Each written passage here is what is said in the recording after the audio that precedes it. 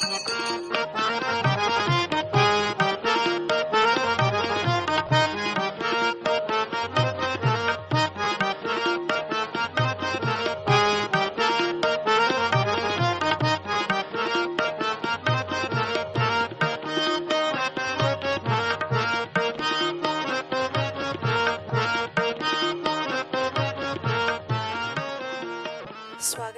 सुस्वागतम. आज माडिया पिल्लो या कविता संग्रहाच्या प्रकाशनाला आपण सगळे इथे आवर्जून उपस्थित झालात, त्याबद्दल मी आसावरी नितीन तुम्हा सगळ्यांचं स्वागत करते.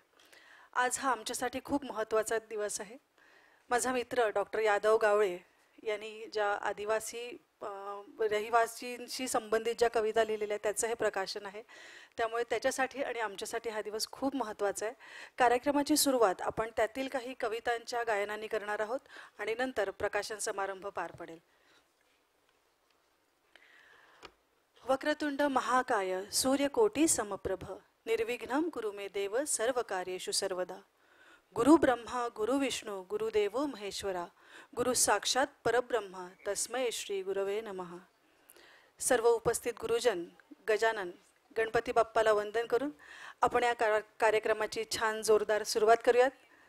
एकमुखाने म्हणूयात, गणपती बाप्पा गणपती बाप्पा गणपती बाप्पा. धन्यवाद. आज इथे आवर्जून उपस्थित जे आपले गायक कलावंत आणि वादक आहेत त्या सगळ्यांचं आपण एक छानसं पुष्पगुच्छ देऊन स्वागत करणार आहोत आणि पुढील कार्यक्रमाला सुरुवात करणार आहोत. मी डॉक्टर यादव गावळे यांना विनंती करेन आपण संवादिनी वादक गोपालकृष्ण शिंगारे यांचा स्वागत करावं.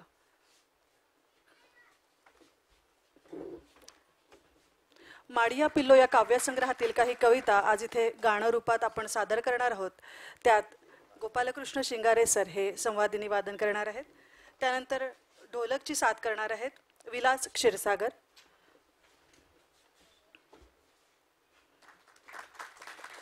तालवाद्य ही साथ देणार आहेत नरेंद्र काळे.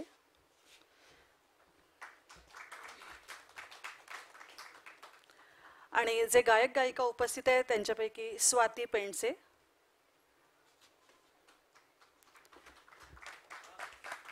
स्वरदा गोसावी,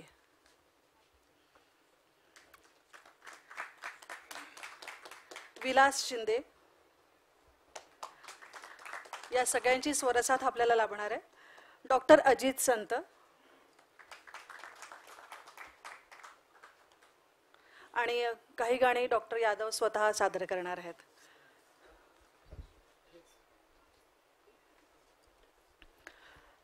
कविता म्हणजे काय तर या काव्यसंग्रहातली जी पहिलीच कविता आहे त्या कवितेत डॉक्टर यादव असं म्हणतात, कविता म्हणजे अस्तित्व माणसाचं, माणूसपणाचं आणि सृष्टीचंही.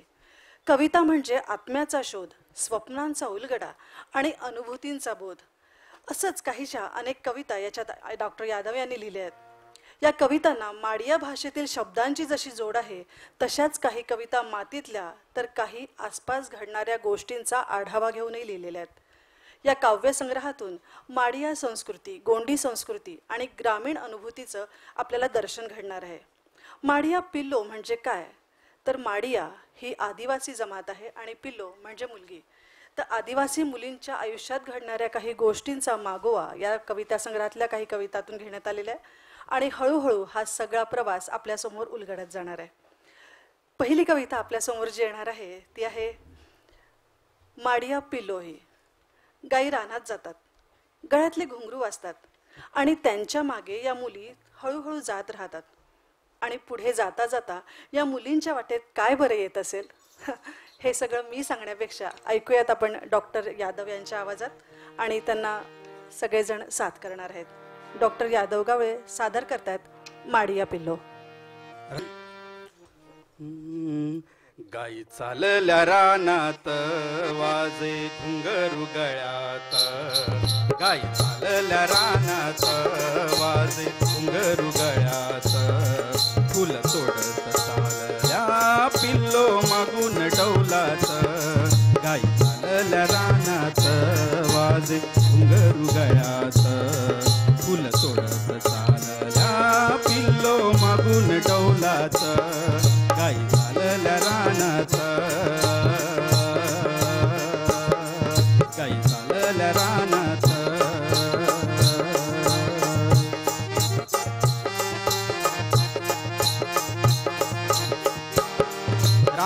फुलांचा गजरा पिल्लो माळल्या केसात वास लुटती वास रे त्यांच्या मागून चालत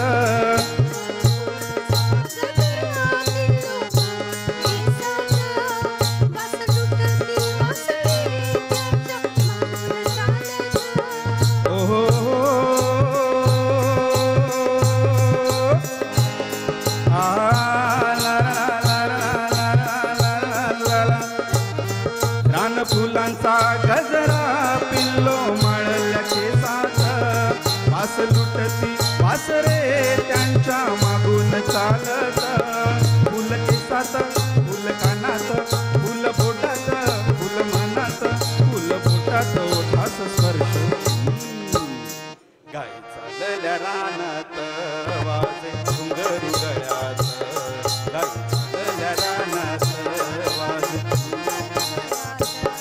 फुल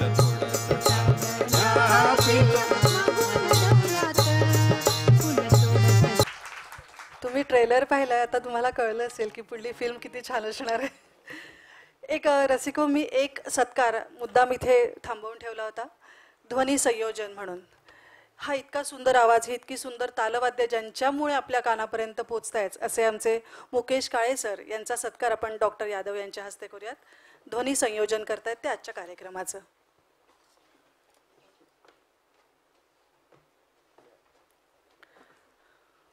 काही गोष्टींची किंमत ही जो आपल्या हातात आल्यापर्यंत आपल्याला कळत नाही, म्हणून हा आवाज आम्ही थांबवून ठेवला होता. धन्यवाद.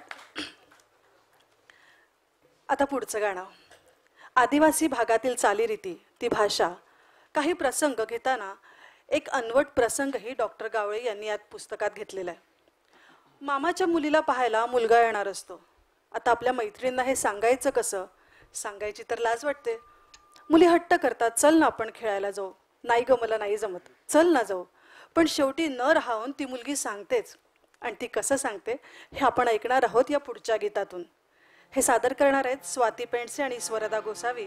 आणि गीताचे बोल आहेत संगोबाई रानात जाऊ चल. संगोबाई रानात जाऊ चल, रान फुलांशी खेळू चल. अग संगोबाई रानात जाऊ चल, रान फुलांशी बोलू चल. संगोबाई रानात जाऊ चल, रान फुलांशी खेळू चल. संगोबाई रानात जाऊ चल, रान फुलांशी बोलू चल. हाताला गेले घरी एक टिक आय गा, नको ग सखी हट करू उभी, अशी कशी येऊ मी बाय गा. रानात आली निळी जांभळी, नाजूक नाजूक फुलं, गंधमळाचं कवाड केलंय रानकळ्यांनी फुलं. तनात मनात श्वासात सुवास भरून घेऊ चल. संगोबाई रानात जाऊ चल, रान फुलांशी खेळू चल.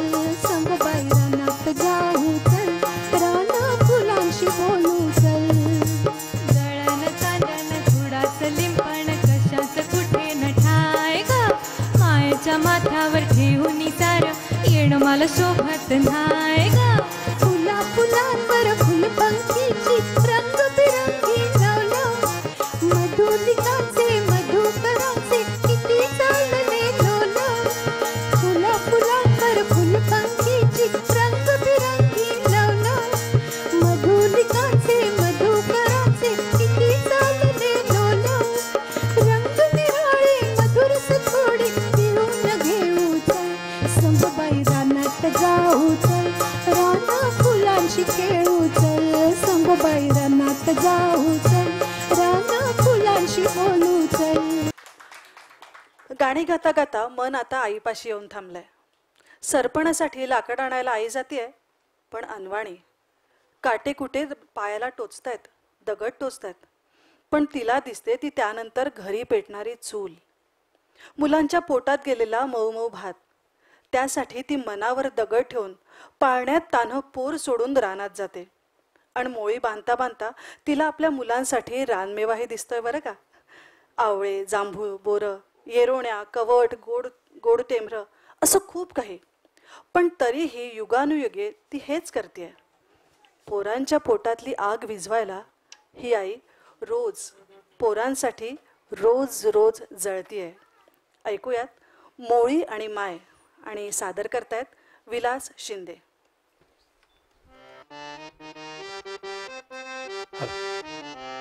उबड खाबड रानातली वाट त्यात अनवाणी पाय तोडवत नदीच्या पल्ल्याड डोंगरावरती आणावया मोळी जाते हो माय.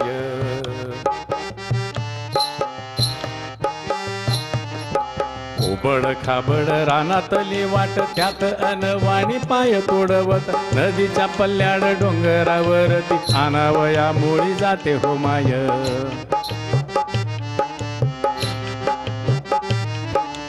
धनाचं लेकरू झुल्यात ठेवून झुल्याचा दोर हातात देऊन कोयता कुऱ्हाड चुंबर घेऊन रानाच्या वाटेनं निघते माय.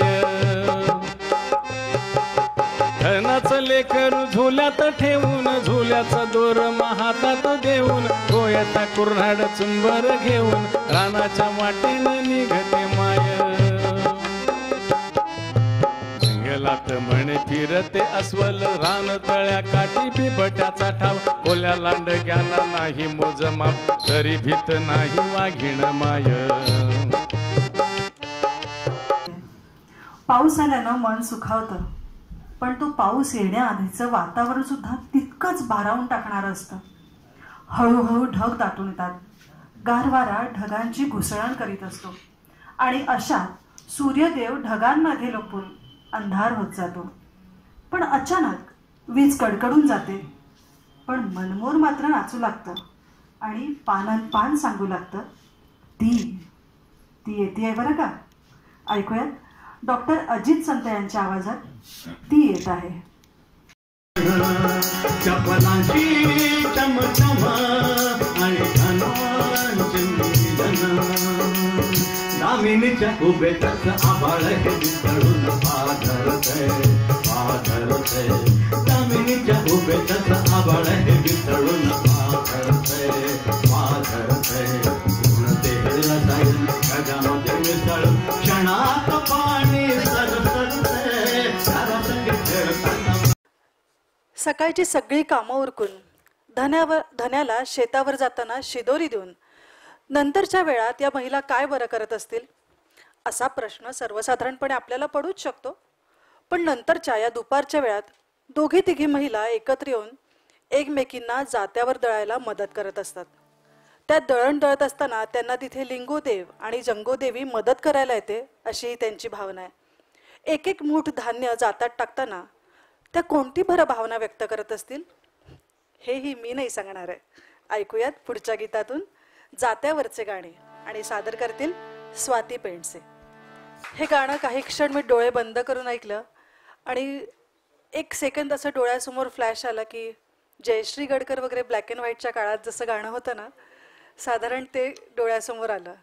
चंद्रकांत सूर्यकांत वगैरे असे आसपास आणि जयश्री गडकर जात्यावर दळताना काहीतरी गाणं म्हणतायत असं साधारण चित्र आलं. पण तो काळ आपल्या डोळ्यासमोर उभे करणारे डॉक्टर यादव आणि ज्यांच्या स्वरातून तो उभा राहिला अशा या स्वाती पेंडसे यांच्यासाठी पुन्हा एकदा आपण जोरात टाळ्या वाजवूया. धन्यवाद. यानंतरची कविता जी आहे ती एका वास्तवातून जन्माला आलेली आहे. एखादी घटना घडून गेल्यानंतर त्या घटनेचे पडसाद एखाद्या कोवळ्या मनाच्या कवीवर कसे बरं उमटत असतील, त्याच्या मनाची या सगळ्या गोष्टींमुळे किती आणि कशी घुसमट होत असेल नाही. आणि मग असा हा हळवा कवी त्या सगळ्या घटनेबद्दल कसा व्यक्त होत असेल, हे सगळं दर्शवणारी ही पुढची कविता आहे चक्रव्यूह. आणि आपल्यासमोर सादर करतात डॉक्टर अजित संत. मी पुन्हा एकदा तुम्हाला टाळ्या वाजवायला सांगणार आहे, कारण या इतक्या सुंदर कवितांना जे साथ करतायत ते संवादिनीवर आहेत गोपालकृष्ण शिंगारे सर, ढोलक विलास क्षीरसागर आणि तालवाद्य वाजवत आहेत नरेंद्र काळे. त्यांच्यासाठी पुन्हा एकदा जोरदार टाळ्या. इतक्या सुंदर गाण्यांना इतकी सुंदर साथ ते करतायत म्हणून. एखादा तरुण आपल्याच सोबत वाढलेला, लहानाचा मोठा झालेला, पण एखाद्या वाईट विचारानं प्रेरित होऊन वाममार्गाला लागतो. हातातली लेखणी सुटते आणि येते बंदूक आणि कट्यार. पण त्यामुळे होतं काय, त्याच्या मागे राहिलेलं सगळं जग शांत होतं. त्यांच्या आयुष्यातला आनंदच हिरावून गेलेला असतो. आणि नाही, पुन्हा हे सगळं आपण ऐकणार आहोत वांजुटिणी या कवितेतून. आणि सादर करतायत स्वाती पेंडसे. शब्द करून टाकणारी कविता आहे ही. 1 मिनिट खूप शांत व्हायला झालं आणि तितकेच सुंदर स्वर आहेत तुमचे. धन्यवाद. गावागावातून लाल सलामचे नारे वाहू लागले. आतंकवाद्यांनी जणू गावावर हल्लाच केला होता. जमीन, पाणी आणि जंगल गेलं, तसंच हाताशी आलेलं तरुण पोरही गेलं. कुटुंबात दरी पडली आणि त्यांच्या कुटुंबातली मंगलगाणी हळूहळू बंद होऊ लागली.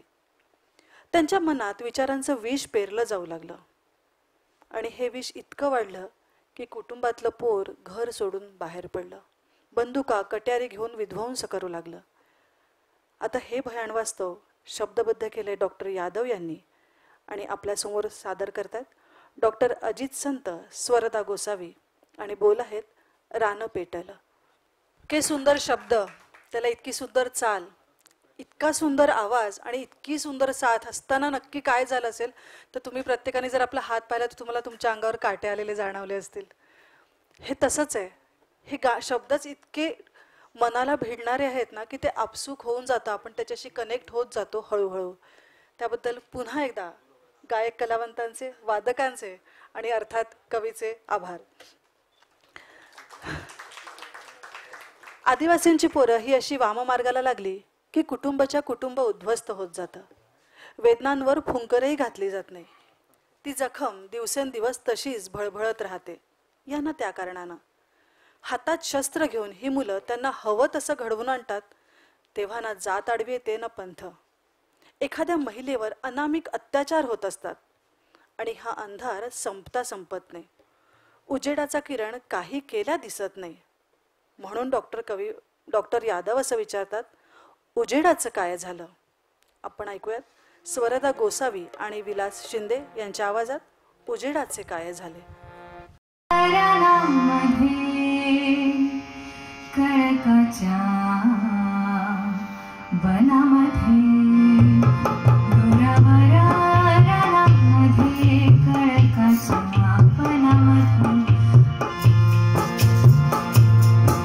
डोरावरा रानामध्ये कळकाच्या बनामध्ये अंधाराचा ढोल वाजे वेदनांचे वेदना.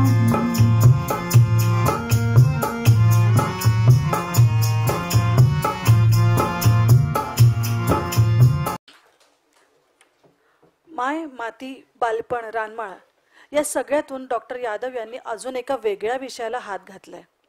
शेतकरी कुटुंबातील असल्यामुळे माती, शेत आणि त्यांचे भावविश्व त्यांनी खूप जवळून पाहिलंय, अनुभवलंय.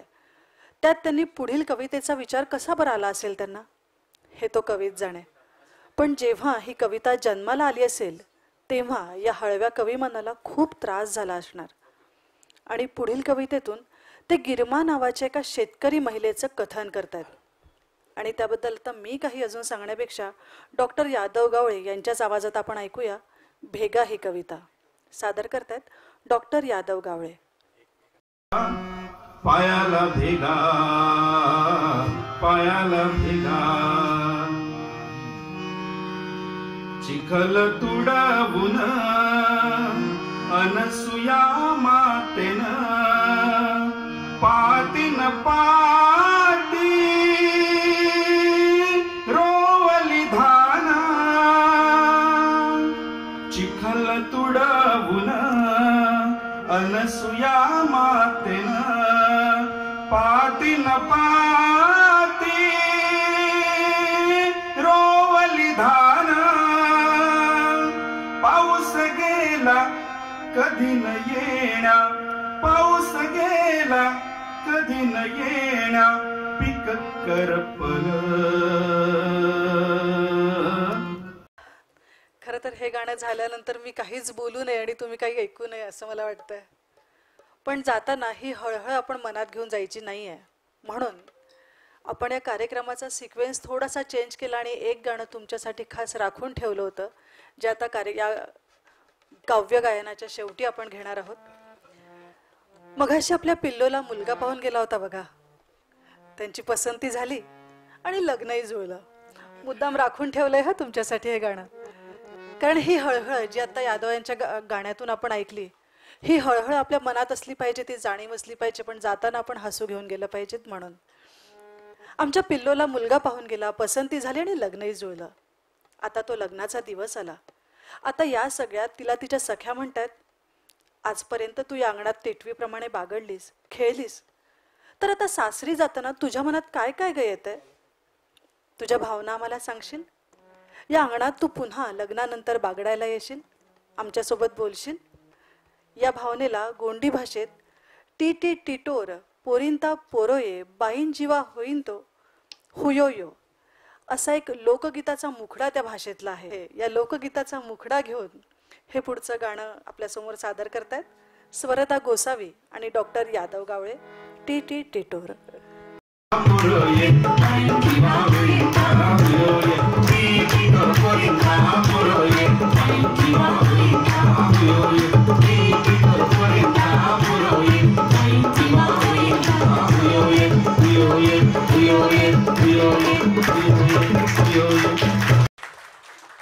डॉक्टर यादव यांना आपण कवी म्हणून बघितलंय. आता काही कविता त्यांच्या तोंडून ऐकल्या म्हणजे गायक म्हणूनही बघितलंय. अजून एक गोष्ट जर मी तुम्हाला सांगितली तर तुमच्या टाळ्या थांबणार नाहीत 100%. आत्ता आपण जी सगळी गाणी ऐकली त्या सगळ्या गाण्यांच्या चाली स्वतः डॉक्टर यादव गावळे यांच्या. आणि मला हे सांगताना खूप अभिमान वाटतोय की मी त्याच्या फ्रेंड लिस्टमध्ये आहे. ही अप्रतिम चाल होती खरंच. प्रत्येक गाणं वेगळ्या पद्धतीनं आपल्या समोर आलं होतं, शब्दातूनही आणि स्वरातूनही. आणि मुद्दाम म्हणून हे गाणं तुमच्या सगळ्यांसाठी शेवटाला मी राखून ठेवलं होतं.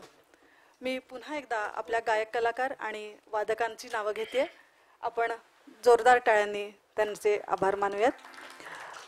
संवादिनीवर आहेत गोपालकृष्ण शिंगारे, ढोलक विलास क्षीरसागर, तालवाद्य साथ केली होती नरेंद्र काळे यांनी, गायिका स्वाती पेंडसे, स्वरता गोसावी, विलास शिंदे सर आहेत, डॉक्टर अजित संत आणि स्वतः डॉक्टर यादव गावळे. तुम्हा सगळ्यांचे पुन्हा एकदा खूप खूप अभिनंदन. अतिशय सुंदर तुम्ही सगळी गाणी सादर केलीत आणि त्याला अतिशय सुंदर साथही लाभलीत. धन्यवाद. एक छोटासा सेटअप इथे आपल्याला चेंज करायचा आहे. 1-2 मिनिटं आपण थांबूयात आणि लगेच पुढच्या कार्यक्रमाला सुरुवात करूयात. धन्यवाद. मगाशी मी जे तुम्हाला म्हणत होते एक हळव्या मनाचा कवी, तो कसा आहे आत्ता आपण पाहिलं. त्याच्या शब्दातून तो जसा व्यक्त झाला तसा त्याच्या बोलण्यातून, त्याच्या चेहऱ्याच्या हावभावातूनही तो व्यक्त झाला. आपलं बाळ जसं आपल्याला गोड वाटतं तसं आपल्या बाळाचे लाड कोणीतरी करावेत ही अगदी स्वाभाविक भावना आहे आणि ते तुम्ही नक्की कराल ही मला खात्री आहे.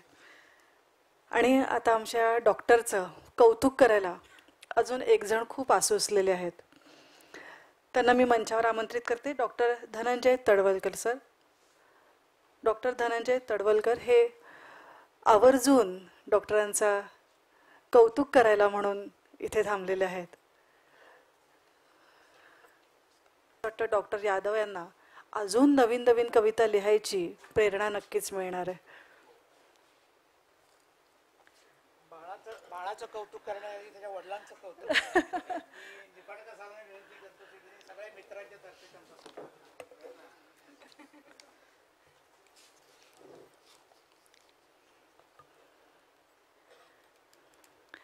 ज्या ठिकाणी पाठीशी अशी भक्कम साथ असते ना त्या ठिकाणी पुढे उभा राहणारा माणूस कधीच हरू शकत नाही. आणि आयोजकांची परवानगी न घेता खरं तर मी हा अधिकार वापरते आणि धन्यवाद सर. आयोजकांची परवानगी न घेता मी हा स्वअधिकार म्हणते. माझे मिस्टर नितीन यांना मी मंचावर आमंत्रित करेल आणि माझ्याकडून हे छोटंसं फूल डॉक्टर यादव यांना अर्पण करते. मला खूप अभिमान वाटतोय खरंच. मला अनेक ठिकाणी हे शब्द सुचत नाहीये की मी नक्की काय बोलू. भरून आल्यासारखं झालंय आणि म्हणूनच हे फुल ना फुलाची पाकळी. डॉक्टर तुझं खूप अभिनंदन, खूप कौतुक. धन्यवाद. आणि डॉक्टरनी त्यांच्या मनोगतातून ज्या रत्तो दीदींचा उल्लेख केला त्या रत्तोताईंना मी मंचावर आमंत्रित करते. रत्तू हिच्या मी आणि आत्ताच्या सौरिता पद्माकर मानकर. खरं तर डॉक्टर त्यांच्या मनोगतातच इतकं बोलून गेलेलं आहे की मी वेगळ्याने त्यांचा परिचय देण्याची गरज नाही. मी रत्तो दीदीला विनंती करेल तिने तिचं मनोगत व्यक्त करावं. धन्यवाद सर. आणि सरांचं मनोगत ऐकताना एक गोष्ट जाणवली. मागासवर्गीय खरं तर हा समाज नाही आहे, मागासवर्गीय आपण आहोत. कारण आपण भावना शून्य आहोत. आपल्याला आपल्या संस्कृतीची ओळख नाही, आपल्याला आपल्या भाषेची ओळख नाही. आपण साधा झाडांना धन्यवाद म्हणत नाही, आपण आपल्या शेजारच्याला आपल्या घरच्यांना धन्यवाद म्हणत नाही. आपल्याला आपली संस्कृती माहिती नाही. आणि अशा अनेक गोष्टी ज्या सरांच्या भाषणातून आलेल्या आहेत या सगळ्या आपल्यात नाहीत. म्हणून आपण खरं तर मागासवर्गीय असलं पाहिजे आणि ते आपल्यापेक्षा जास्त पुढारलेले असले पाहिजे. कारण त्यांची नाळ त्या जमिनीशी आजही जोडलेली आहे, आपण जसं म्हणतो त्या 21व्या शतकात सुद्धा. धन्यवाद सर. तुमच्या भाषणातून खूप खूप गोष्टी नव्याने कळल्या. ज्या गोष्टी माहिती नव्हत्या त्या कदाचित आपण इथून जाताना हे जे महत्त्वाचं सर बोलले आहेत ते नक्की लक्षात ठेवूयात.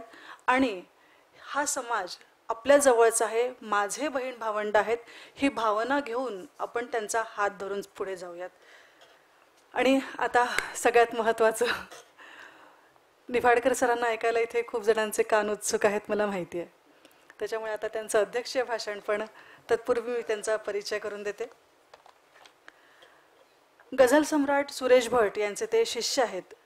ज्या अरब प्रांतातून गझल निघाली त्या दुबई येथे जाऊन त्यांनी गझल पेश करणारे ते पहिले गझलकार आहेत. स्वप्नमेणा, गझलदीप, वेगळे वाटसरू, गाणी तीर्थकरांची, मा, आवडलेल्या गझला, रसवंतीचा मुजरा आणि मैं शायर या पुस्तकामध्ये त्यांनी उर्दूतील विविध शायरांच्या मुलाखती घेतलेल्या आहेत. त्याबद्दलचे त्या मुशायरांचे विविध वृत्तांत आहेत आणि शायरीवरचे लेखही आहेत. अशी त्यांची अनेक पुस्तकं प्रकाशित झालेली आहेत. मी आवर्जून सांगेल, आमच्याकडे जी मान्यवर उपस्थित आहे ना त्यांच्याबद्दलचं सांगताना माझा दम लागून येतो, इतके ते महान आहेत. त्याच्यामुळे खूप महत्त्वाच्या, अतिमहत्त्वाच्या अशाच गोष्टी मी तुम्हाला सांगणार आहे. डॉक्टर राम पंडित यांनी श्री निफाडकर यांच्यावर एक ग्रंथ लिहिलेला आहे, मराठी गझल प्रदीप निफाडकर असं त्या पुस्तकाचं नाव आहे. आगामी बस्तिक असं 52 उर्दू शायरांची माहिती देणारं त्यांचं एक पुस्तक आहे. महावीर वाणी हे ओशो यांच्या पुस्तकाचा अनुवाद आहे.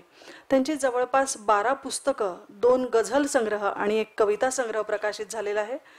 आणि आवर्जून आणि अभिमानानं सांगायची गोष्ट म्हणजे उर्दू साहित्य परिषदेचे ते राज्यस्तरीय अध्यक्ष आहे आणि उर्दू भाषिक नसलेले ते एकमेव आत्ता तरी आहेत. सकाळ, लोकमतसारख्या विविध वृत्तपत्रातून 26 वर्ष त्यांनी उपसंपादक ते संपादक अशा जबाबदाऱ्यांची कारकीर्द गाजवलेली आहे. काव्यदीप नावाच्या कवितेला वाहिलेल्या मासिकाचे त्यांनी संपादन केलेले आहे. मोहिनी व स सासूचा या चित्रपटाचं, विविध वाहिन्यांच्या मालिकांचं गीतलेखन त्यांनी केलेलं आहे.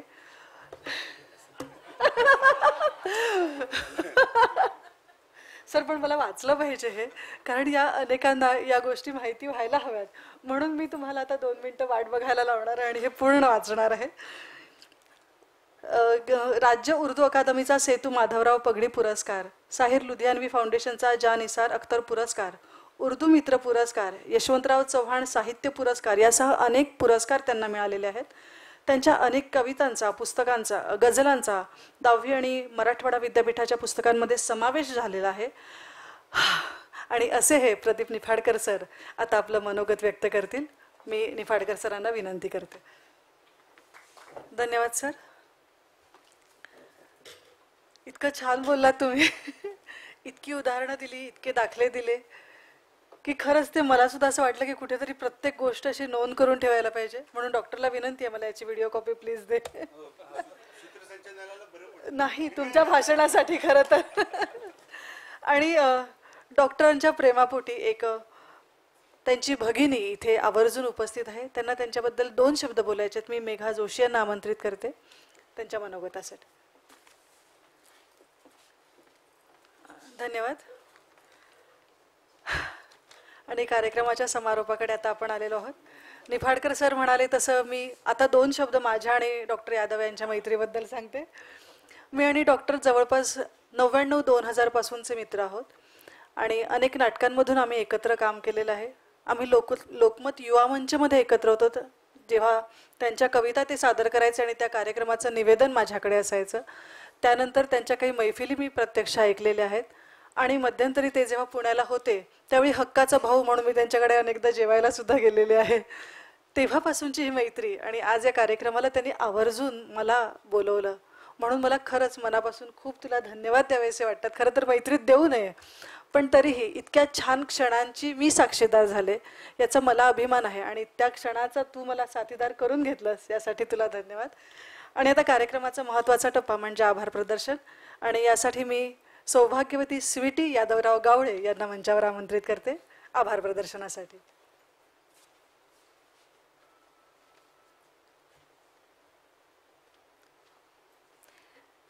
धन्यवाद. पण सर्वप्रथम सर्वांचं स्वागत झालंय. आसावरीचंच राहिलंय. मी सर्वात पहिले तिचा स्वागत करण्यासाठी सोनाली खाडे हिला आमंत्रित करते. ठीक आहे.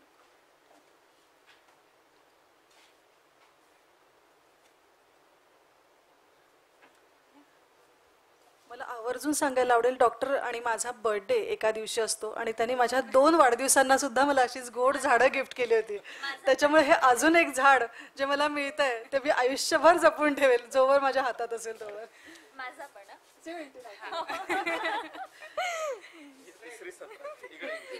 अच्छा 3-17 ऑक्टोबर एकत्र